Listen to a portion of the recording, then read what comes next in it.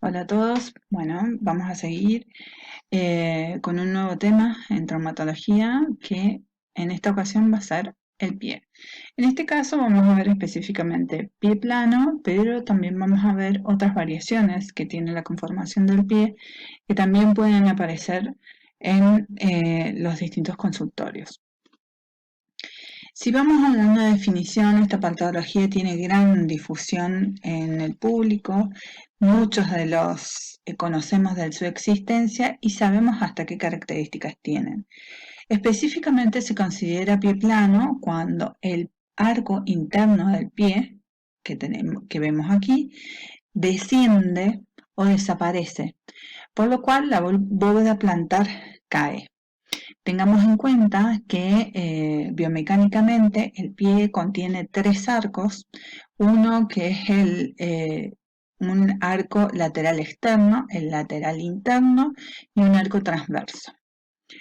Los puntos que tiene de apoyo este pie son específicamente el primero y el quinto metacarpiano y el calcáneo. A partir de ellos es que se crea la bóveda plantar.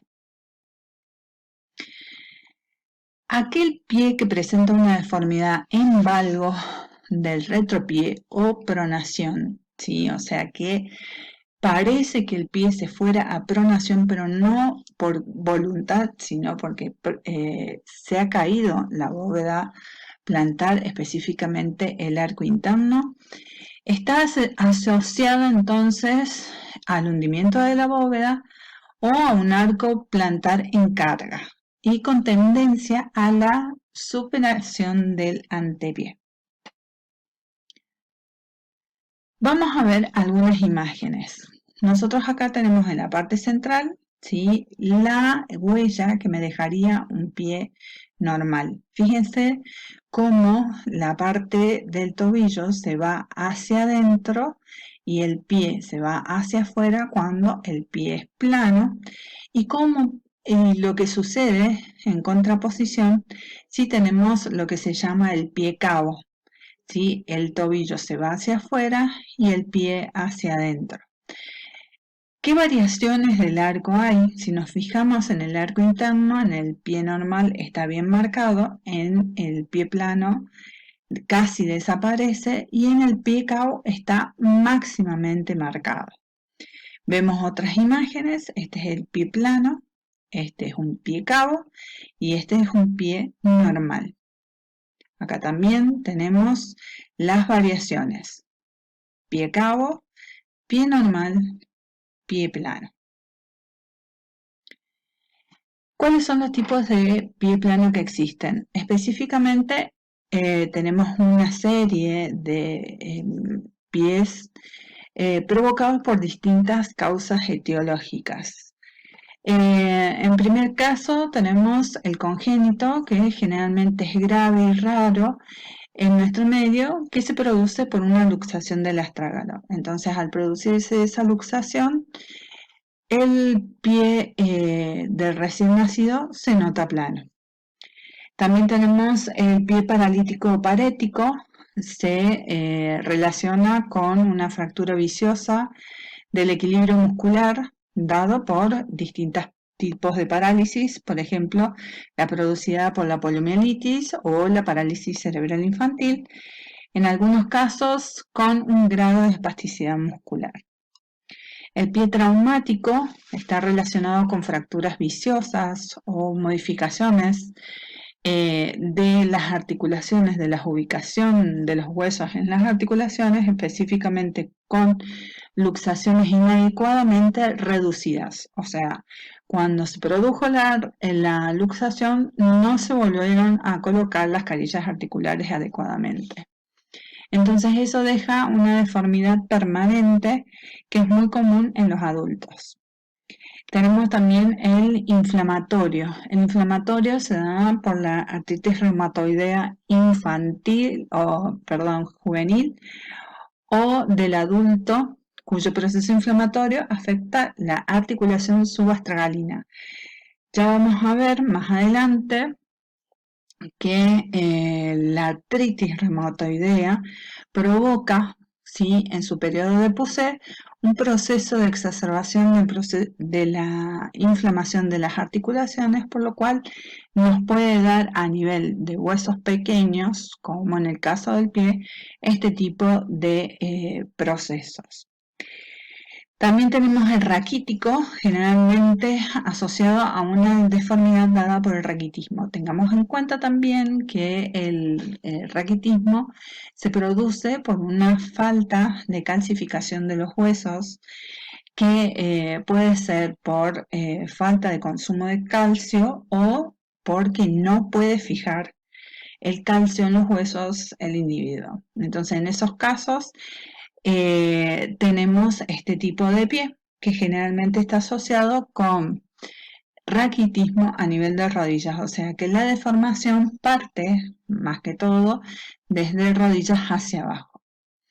Y después tenemos el estático o postural, que es aquel que vamos a encarar precisamente en esta clase, que debe ser diagnosticado y tratado por el médico o cualquier miembro de la familia en el primer nivel de tensión. ¿Qué quiere decir? Que se tiene que buscar, apenas detectado, la prevención del aumento de la patología. ¿Por qué? Porque es un problema postural. Específicamente son los músculos que trabajan o que tienen que trabajar en el arco, en la sujeción del arco interno del pie, que no estarían haciéndolo como deben hacer. Entonces, el estático postural, las causas son una hiperlaxitud de ligamentos, los niños se les desvía el pie hacia adentro, ¿sí? O también puede darse por obesidad y sobrepeso. En este caso, nosotros hablamos del arco interno, pero, por ejemplo, también puede darse que por obesidad y sobrepeso también caiga el arco transverso del pie. Al caer el arco transverso del pie, en el tercer dedo del pie, el metatarsiano genera, la cabeza del metatarsiano genera un callo que es bastante molesto también para cuando se realiza la marcha. La sintomatología, hasta los 4 o 5 años, los niños presentan de por sí un pie aplanado, ¿sí?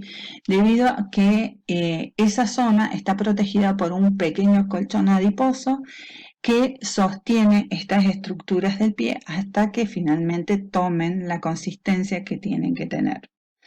En los adolescentes lo causa el cansancio y esguinces repetidos, que se suele apreciar deformación en el calzado. Eso es característico, que se gasta la parte interna del zapato, de la zapatilla, y también demuestra distintos tipos de orientación que va a ir teniendo el pie si este calzado no se renueva periódicamente. En los adultos presentan molestias mayores de origen articular que consisten en artrosis de las articulaciones del pie y del tobillo. Ya cuando ha sobrepasado el tiempo, ¿sí?, un tiempo prolongado en la misma actitud viciosa, eso ya genera destrucción de cartílagos articulares y genera entonces lo que hablábamos de una artrosis a nivel de estas articulaciones. Lo que se suele utilizar para realizar un diagnóstico es lo que se llama la plantigrafía. La plantigrafía es la más común de todos. Se le coloca tinta en el pie a la persona que está por ser evaluada y sobre una hoja, ¿sí?, se la hace apoyar los pies en posición erecta. Nunca tiene que ser en posición sentado. ¿Por qué? Porque al ser postural, si es una cuestión solamente de no estructural, vuelve a su posición normal el pie. Por eso tiene que recibir peso para que específicamente se demuestre que ha aparecido este problema.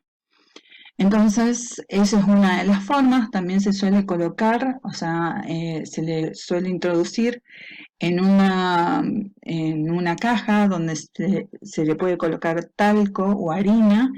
Una vez que se empapan los pies con esa sustancia, se lo hace pisar sobre una zona plana, lisa y oscura. Entonces, de esa forma también pueden dejar la impresión de su pie. Otra forma diagnóstica es el método que utiliza la podografía. Es un cajón que tiene una serie de espejos que al observador le muestran específicamente, esta es la imagen del podoscopio, cómo es que apoya el pie. Entonces, tenemos una superficie que es totalmente transparente, que es ahí donde se va a apoyar el paciente, y después de ahí abajo está el espejo. Y esta es la imagen que va a mostrar. También existen otros tipos de podoscopios ya mucho más avanzados que nos muestran una imagen computarizada de la estructura del pie y cuál es la incidencia de las fuerzas en los distintos lugares donde hace el apoyo.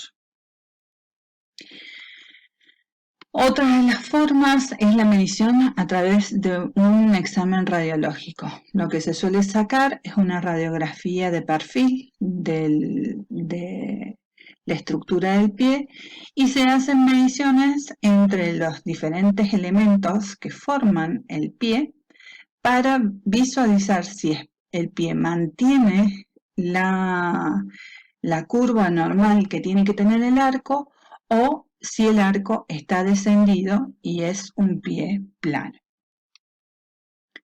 Acá tenemos resultados de plantigrafías.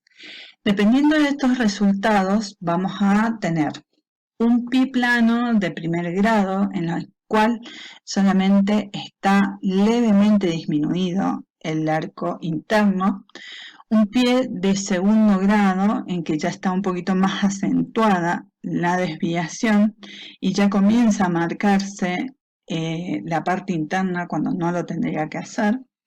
Un tercer grado en la cual directamente hay una unión entre el quinto metacarpiano y la zona del calcáneo, y después una desviación en el cuarto grado completa hacia el lado interno de la zona de calcáneo astrágalo, dando un apoyo mucho más grande. En este otro grupo de plantigrafías tenemos específicamente en la zona media un pie normal. Hacia los lados vamos a ver las distintas desviaciones. En el caso de ir hacia la izquierda vamos a encontrar dos formas de pie plano que ya hemos visto anteriormente y que se podría decir que este sería un segundo grado y este estaría entre un tercero y un cuarto. Pero desde el lado derecho vamos a encontrar que el arco interno se va incrementando, va aumentando su tamaño, lo que nos da una idea de la exacerbación del mismo, por lo cual empezaremos a llamarlo a este pie cabo. ¿Cuál es el tratamiento que se hace?